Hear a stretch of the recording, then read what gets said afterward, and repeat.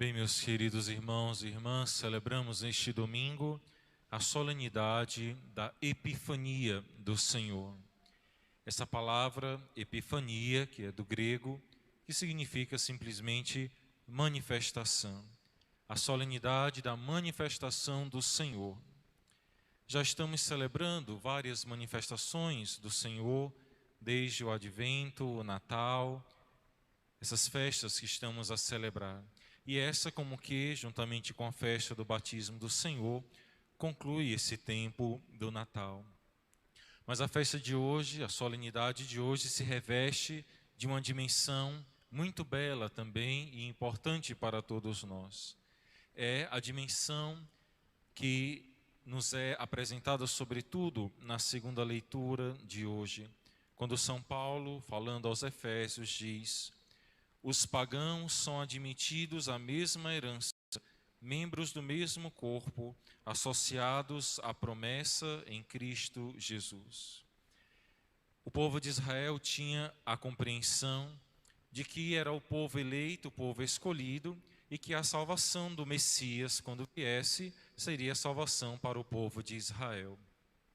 Mas Deus já vinha mostrando ao povo que ele era um povo escolhido, não de forma exclusiva, que excluindo todos os outros povos da terra, porque havia uma certa até discriminação de que todos aqueles que não eram judeus eram pagãos, eram aqueles que estavam como que já destinados à condenação eterna, ao inferno. Já na primeira leitura de hoje também, Deus vai mostrando pelos profetas essas imagens de camelos, dromedários, ou seja, animais que não eram próprios daquela região, povos vindo de outras nações, entrando em Jerusalém, e essa Jerusalém simboliza a Igreja de Cristo. E Deus agora, no tempo da vinda do Messias, no Natal do Senhor, revela também, de forma definitiva, que essa salvação de fato não é exclusiva de um povo determinado, mas é a salvação universal para todos os povos da terra. Por isso que a nossa igreja se chama Igreja Católica. A palavra católica significa universal, né? Que a salvação é para o mundo inteiro. Para nós hoje, que já somos acostumados com essa ideia, é algo até muito banal. Mas para aqueles povos daquela época, que via Deus se manifestando ao povo de Israel, as maravilhas que havia realizado no deserto, em tantas situações, agora saber que esse Deus maravilhoso trouxe a salvação para eles também, era uma grande alegria. E esse mistério é apresentado hoje na imagem desses magos do Oriente, né? Até então víamos apenas judeus, né? Maria, José, os pastores, todos ali judeus. Agora aparecem povos de outras nações, guiados pela estrela, ou seja, no modo como eles buscavam até então, na sua religião, na sua cultura, buscar a verdade, buscar a Deus. Por isso que no Glória, cantado aos pastores e que nós cantamos em cada Santa Missa, se diz: glória a Deus nas alturas e paz na terra aos homens de boa vontade, a todos aqueles que de coração sincero buscavam a Deus, porque agora Deus se revelará para todos eles, definitivamente.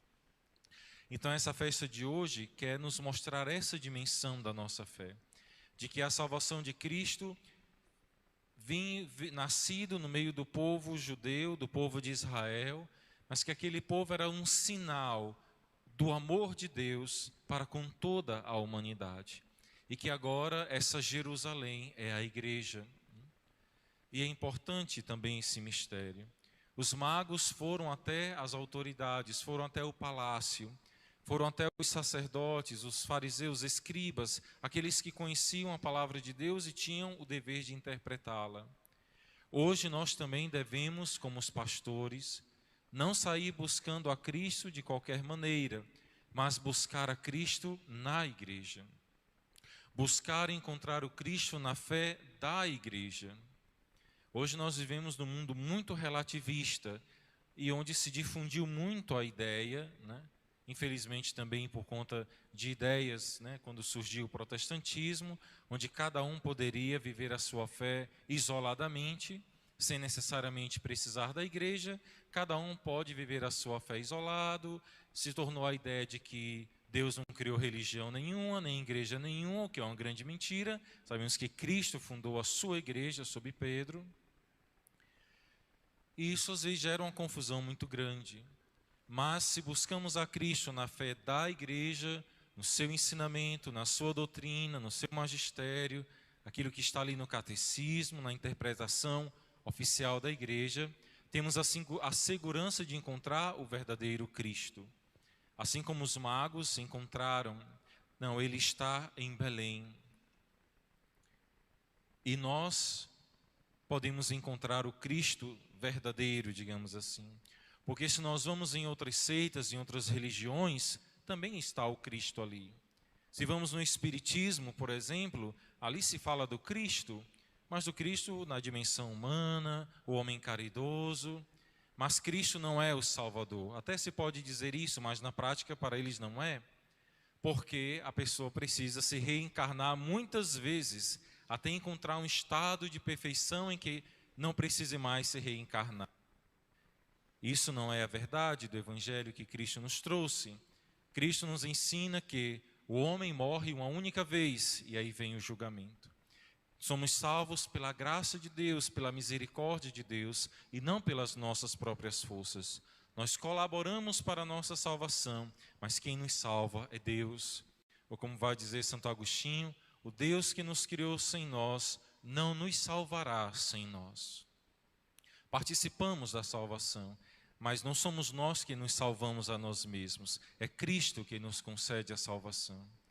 Ou se vamos, por exemplo, no Islã, no islamismo, para os muçulmanos, Jesus é uma pessoa muito importante. O Alcorão, que é como que a Bíblia, né, dos muçulmanos, Jesus é citado muitíssimas vezes. E Jesus é um grande profeta para os muçulmanos. Não mais importante do que Maomé, mas é o maior profeta depois de Maomé. Ou seja, ali Jesus não é Deus, Jesus não é Salvador. Até eles têm um amor, um carinho por Nossa Senhora, se cita Maria muitas vezes no Alcorão. Mas ali não é o Cristo que se revelou a nós como Salvador. Há uma expressão muito bonita do Papa Bento XVI, quando ainda cardeal Ratzinger, num de seus escritos ele diz: eu não conhecia Cristo nas filosofias, ele era um grande filósofo, nem mesmo nos estudos de teologia, mas eu encontrei a Cristo na fé da igreja. Na fé da igreja eu tenho a segurança de encontrar o verdadeiro Cristo. Mas nós também devemos ser faróis, devemos ser manifestação de Deus. Muitas vezes podemos correr o perigo, e essa liturgia nos pede para meditar também sobre isso. Estou eu ainda vivendo a alegria da minha fé? Ou será que eu tenho corrido o risco de esfriar na fé, de me acostumar com Deus? Se a gente olha no Evangelho, olha que interessante, os magos foram até Herodes chamou os escribas, os sacerdotes, e o que foi que eles disseram? Aonde nascerá o Messias? Se ele nasceu lá em Belém. E o que é que dizem para os magos? Vocês vão lá procurar ele, né? Ver se vocês encontram. Mas não havia no coração dos sacerdotes, dos judeus ali, olha, pois vamos nós também ver se de fato o Messias chegou, né? Não havia alegria, não havia mais entusiasmo na sua fé. Haviam se acostumado, não, o modo como eu estou vivendo está bom demais, não preciso mudar mais nada, talvez não precise nem de um Salvador mais, né? E pedimos a Deus, nessa liturgia, a graça de renovar a nossa fé, de redescobrir a alegria da nossa fé, de estarmos em caminho sempre, com os corações ardentes, desejosos de Deus, buscando transformar, nos converter, santificar cada vez mais a nossa vida, afastando de nós, da nossa vida, tudo aquilo que ainda não é Deus e de Deus em nós. E não como um peso, não por um simples medo de ir para o inferno, mas pela alegria de estar junto de Deus, pela alegria de ser amigo de Deus, olhar os santos, olhar a vida da igreja, dos santos e dizer, eu quero fazer parte desse grupo de amigos de Deus. Eu quero estar na amizade de Deus. E isso faz com que a minha fé, até mesmo as dolorosas conversões, libertações de vícios, se torne uma alegria. Me sacrifico por amor a Deus para amar mais e sempre mais a Deus. E que assim nós também sejamos faróis de luz de Deus na nossa família, na nossa cidade, na nossa comunidade, na nossa igreja, na nossa paróquia. Que essas paróquias, né, as igrejas ao redor do mundo inteiro, né, como aqui em Boa Viagem, em todo o mundo, os prédios, as igrejas matrizes com suas torres, são pequenas epifanias, o modo de lembrar as pessoas que Deus ainda está no mundo, que Deus ainda nos espera, que Deus ainda nos ama, que a tenda de Deus, a casa de Deus ainda está aberta para nós, assim como está também os céus para aqueles que o buscarem de coração. Por fim, se costuma sempre trazer essa imagem dos presentes que os magos trouxeram: o ouro, o incenso e a mirra, né? E na liturgia das horas, já no hino do ofício, né, se canta dizendo: a Deus, ao rei se oferece o ouro, a Deus o incenso, mas a mirra nos recorda o pó escuro do sepulcro, né? Muito bonito. O ouro simboliza a realeza de Cristo. Esse menino é Deus. E os reis e os magos, quando veem o menino Jesus, se ajoelham diante dele e o adoram. As suas crenças agora, se antes se guiavam pela crença, pela sua inteligência, agora recebem a alegria da fé. E sentindo uma alegria muito grande de ter encontrado Deus verdadeiro em suas vidas, se ajoelham e adoram o Senhor. Ele é rei. Mas esse menino recebe também o incenso, que significa a divindade. Algumas missas nós usamos o incenso, né? O padre com o turíbulo incensando aquela fumaça que sobe, simboliza a nossa oração a Deus, que sobe aos céus. É algo que é oferecido diante de Deus, da divindade, do único Deus verdadeiro.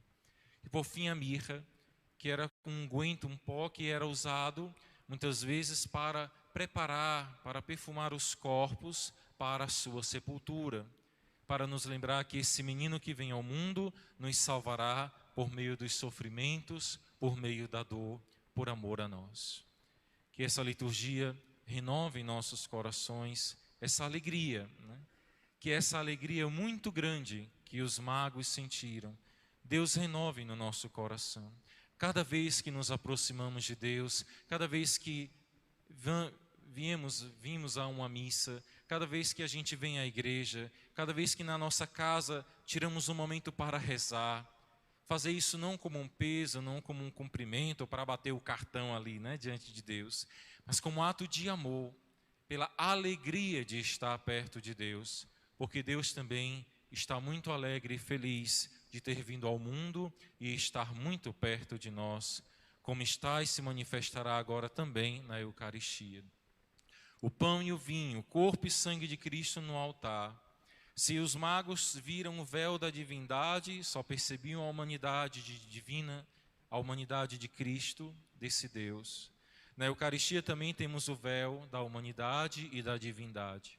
Mas com os olhos da fé, atravessamos esse véu da humanidade e da divindade, escondida, e podemos crer e sentir e adorar a presença de Deus no meio de nós. Louvado seja nosso Senhor Jesus Cristo. Para sempre seja louvado.